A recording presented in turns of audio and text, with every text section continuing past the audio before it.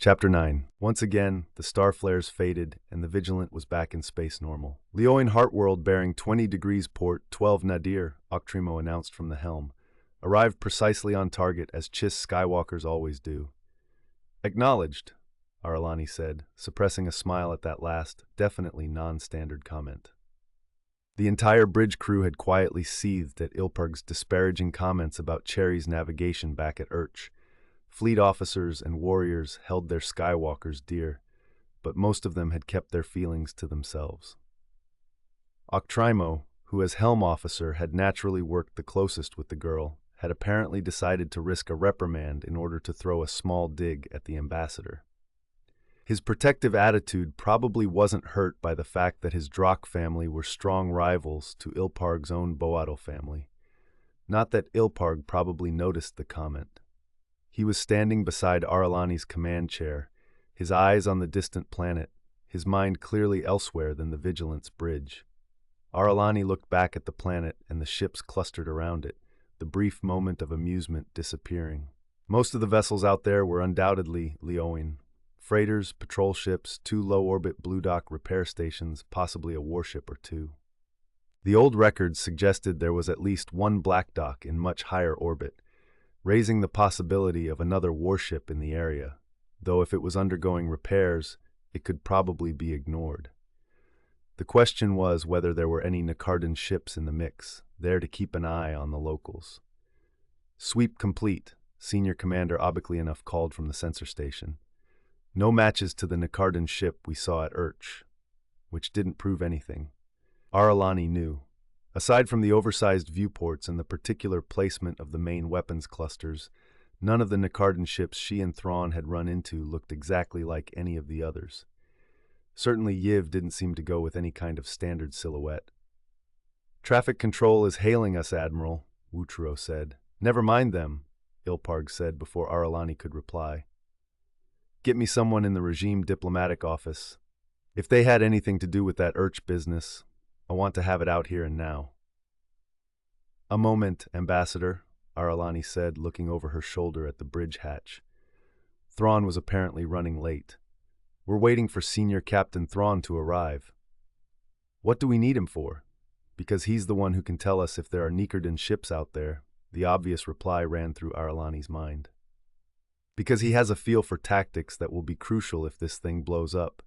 Because he's got a track record in combat situations that most Chiss Commodores and Admirals would give their blood firstborn for. But she had more tact than Commander Octrimo. She also had none of his family rivalries to deal with. Because I want him here, and I'm the Admiral," she said instead. Ilparg made a little huffing noise. "Fine," he said, "but he'd better not be long." The hatch slid open and Thrawn stepped onto the bridge. "My apologies, Admiral," he said as he crossed to Aralani and Ilparg. "Apologies, Ambassador. My studies took longer than expected."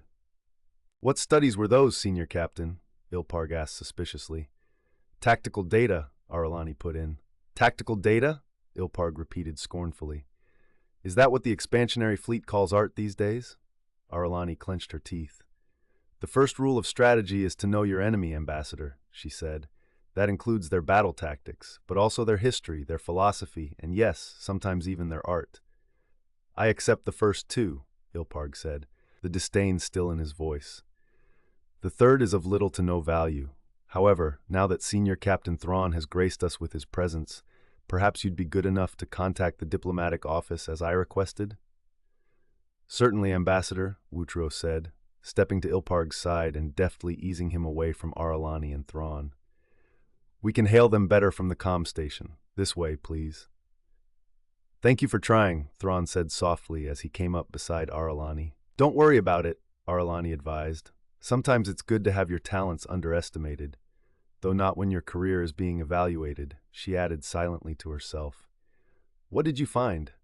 "Our Leoi art files are extremely limited," Thrawn said, "but they should be adequate to our needs." "Glad to hear it." Aralani waved toward the viewport. "There's your canvas. Paint me something." For a moment, Thrawn stood silently, his eyes tracking across the scene in front of them.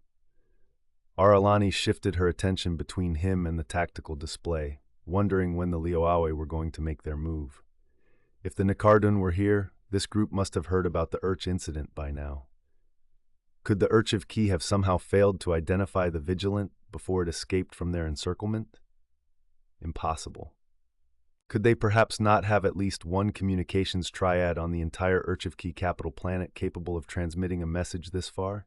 Even more unlikely. So what were the Nicardun waiting for? Unless the whole thing was just a product of paranoia and imagination. The alien nations out here were always fighting among themselves. Aralani knew that all too well. If the Nicardun were just some small-time species the Chiss hadn't run across, and their battles were purely local ones. Those 9 fighters, Thrawn said, pointing to a group of small ships just coming around the planetary disk. The craft themselves are a variant of Leoin design, but their formation and flight pattern aren't typical. Maybe they've updated their tactics since the last time you saw them, Aralani suggested. No, Thrawn said slowly. Leoaoi like vertical formations. Their artwork clearly shows that. They would normally put 9 ships like that in a 3-stack wedge. This formation is planar and far more spread out. Aralani nodded. That was definitely not a stacked wedge formation. Looks like it's designed for a pincer maneuver, too. Indeed, Thrawn said. Attack, not defense. Again, contrary to the usual Leoin predisposition. But it's not just the formation. The pilots seem hesitant somehow, as if this formation is new to them. Maybe they're fresh recruits. All 9 of them? Thrawn shook his head. No, those are one-person gunboats. The Leoai would never put that many untried pilots alone without a more experienced ship and crew nearby in case of trouble. Certainly not that deep in the gravity well.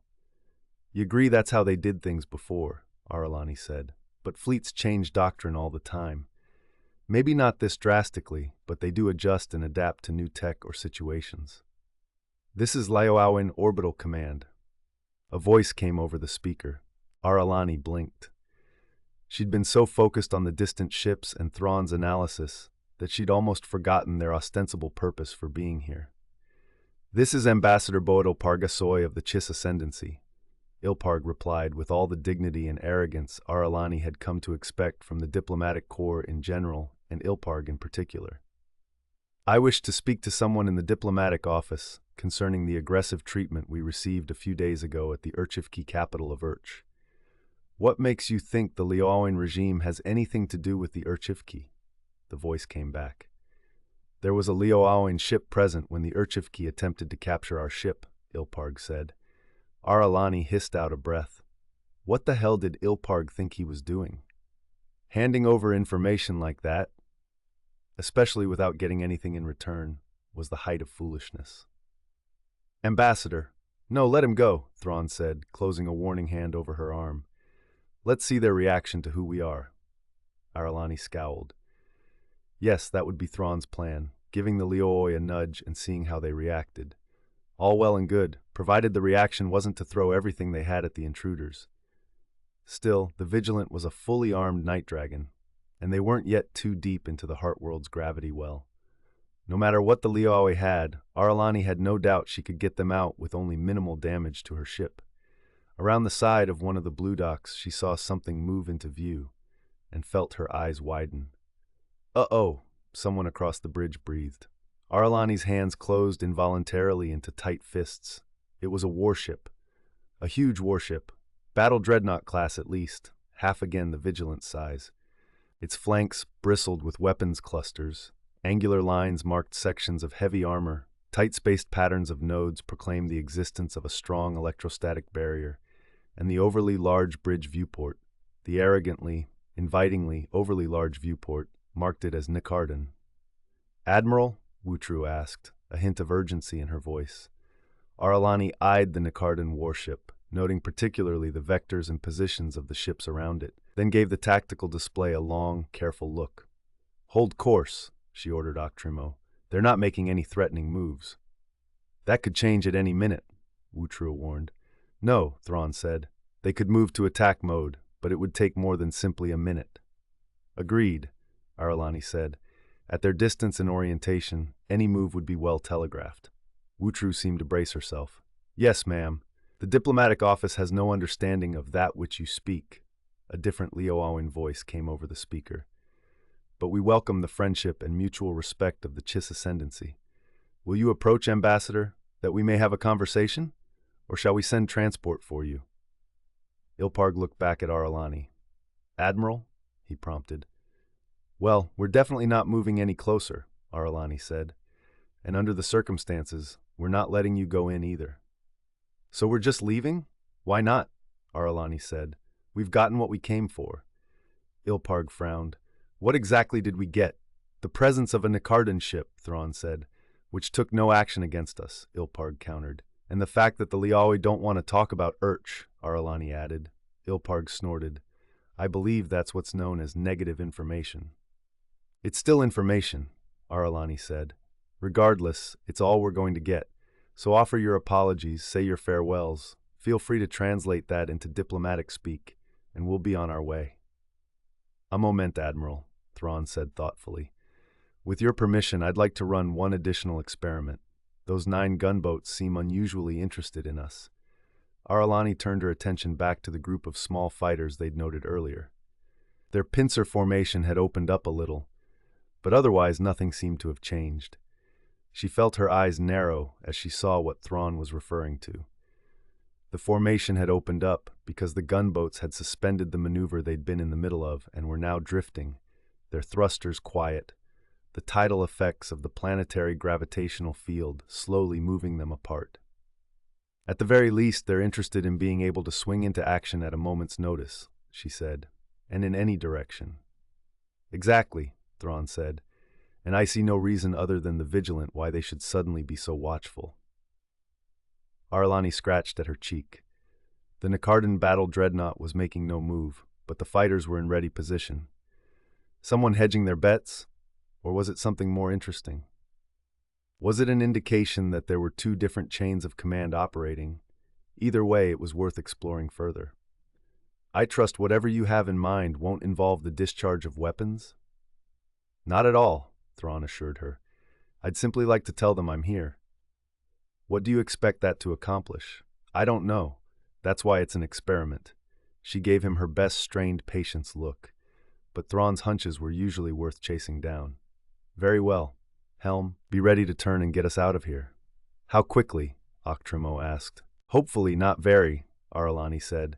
It looks like they're trying to play innocent, and it would be nice to leave them thinking we'd bought their act. But I want speed and power in reserve if we need it. Skywalker, Cherry? I'm ready, Cherry said. Her voice was shaking a bit, but the words were firm enough. Aralani gestured to Thrawn. Ready? Yes, he said, taking a step closer to her command chair.